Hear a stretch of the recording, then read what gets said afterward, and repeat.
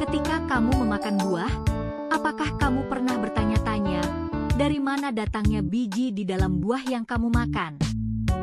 Nah, pertanyaan tadi akan kita jawab pada materi pembelajaran hari ini, yaitu perkembangbiakan tumbuhan. Perkembangbiakan tumbuhan. Perkembangbiakan tumbuhan itu ada dua, yaitu generatif dan vegetatif. Yang pertama ada generatif, yaitu perkembangbiakan secara seksual yang melibatkan induk jantan, bisa disebut benang sari dan induk betina. Perkembangbiakan generatif biasanya terjadi pada tumbuhan berbunga. Lalu bagian bunga mana yang terlibat dalam perkembangbiakan generatif? Mari kita amati bagian-bagian bunga beserta fungsinya. Bagian-bagian bunga. Yang pertama ada bakal biji. Bakal biji berfungsi sebagai tempat tumbuhnya biji hasil dari proses penyerbukan. Selanjutnya ada putik. Putik berfungsi sebagai tempat penghasil sel telur atau alat kelamin betina. Selanjutnya ada benang sari. Benang sari berfungsi sebagai tempat penghasil serbuk sari atau alat kelamin jantan. Selanjutnya ada mahkota bunga yang berfungsi sebagai menarik perhatian hewan yang akan membantu proses penyerbukan. Selanjutnya ada kelopak bunga yang berfungsi sebagai pelindung bunga saat kuncup. Terakhir ada tangkai bunga, yaitu sebagai penyokong tumbuhnya bunga.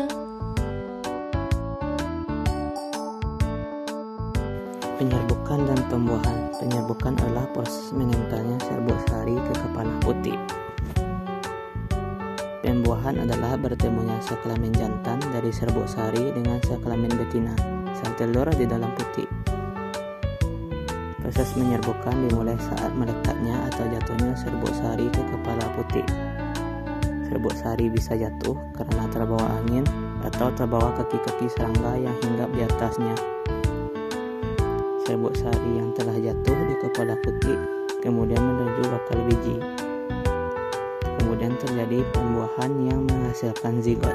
Zigot berkembang menjadi lembaga calon tumbuhan baru atau bakal buah. Bakal buah akan membesar menjadi buah bersamaan dengan pembentukan biji.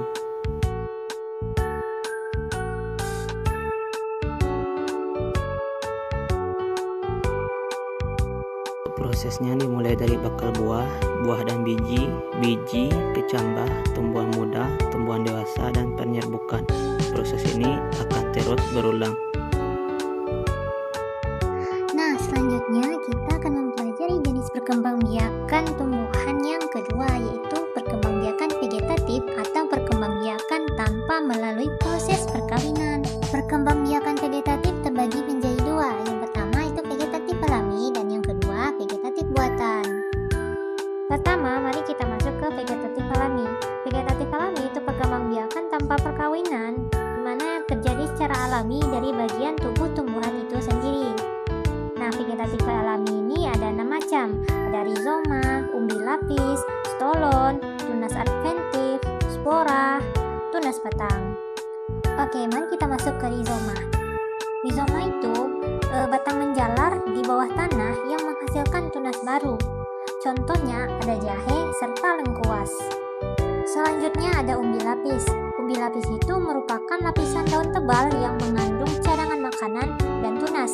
Contohnya ada bawang merah serta bawang putih. Ada stolon. Stolon itu adalah batang menjalar di atas tanah yang membentuk individu baru di ujungnya. Seperti yang terlihat pada gambar di sini, itu ada contohnya stroberi dan rumput eki.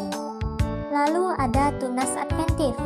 Tunas adventif ini tunas yang tumbuh di tepi daun atau akar, lalu berkembang menjadi tanaman baru. Contohnya yaitu daun cocor bebek. Kita lanjut lagi, itu ada spora. Spora jatuh ke tanah lembab, lalu tumbuh menjadi tumbuhan baru. Contohnya tumbuhan paku serta lumut. Terakhir ada tunas batang. Tunas batang itu tunas yang muncul dari pangkal batang induk dan membentuk rumpun. Contohnya ada tunas pisang, tunas batang bambu, serta tebu. Kedua kedua, yaitu vegetatif buatan. Bedanya vegetatif buatan dengan vegetatif alami, vegetatif buatan ini terjadi dengan campur tangan manusia. Ada 4 macam, yang pertama itu ada stek, ada cangkok, merunduk, dan yang terakhir ada okulasi. Kita masuk ke stek. Stek dilakukan dengan menanam bagian potongan tumbuhan. Bagian potongan tumbuhan yang dipotong dapat berupa batang, daun, atau akar. Caranya, yang pertama, potong batang atau daun. Yang kedua, tanam di media tanam. Yang ketiga, siram dan rawat hingga berakar. Contohnya itu bisa singkong, mawar, dan lidah buaya. Lanjut ada cangkok. Cangkok adalah cara perkembangbiakan pada tumbuhan dengan menanam batang atau dahan yang diusahakan berakar terlebih dahulu sebelum dipotong dan ditanam di tempat lain. Caranya, yang pertama kupas kulit batang, kemudian yang kedua bungkus dengan tanah yang lembab, dan yang ketiga tunggu akar tumbuh lalu potong. Lanjut ada merunduk. Merunduk dilakukan pada cabang tumbuhan yang menjalar. Cabang dirundukkan dan ditimbun tanah. Akar akan tumbuh dari cabang yang tertimbun tanah. Apabila akar sudah banyak, cabang dapat dipotong dari induknya. Caranya, pertama rundukkan cabang ke tanah, yang kedua timbun bagian tengahnya, kemudian yang ketiga potong setelah berakar. Contoh tumbuhan yang bisa digunakan untuk metode merunduk ini itu ada stroberi dan melati. Terakhir ada okulasi. Okulasi adalah mengembangbiakan tanaman dengan cara menempelkan calon mata tunas suatu pohon ke batang pohon lain yang sejenis. Caranya, yang pertama sayat batang bawah, yang kedua tempel tunas dari tanaman lain, dan yang ketiga ikat dan rawat hingga menyatu.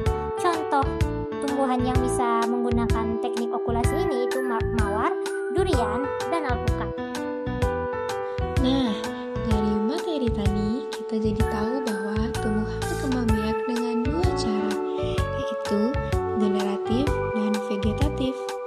Pada perkembangbiakan generatif, penyerbukan sangat penting karena membantu terbentuknya biji dan buah.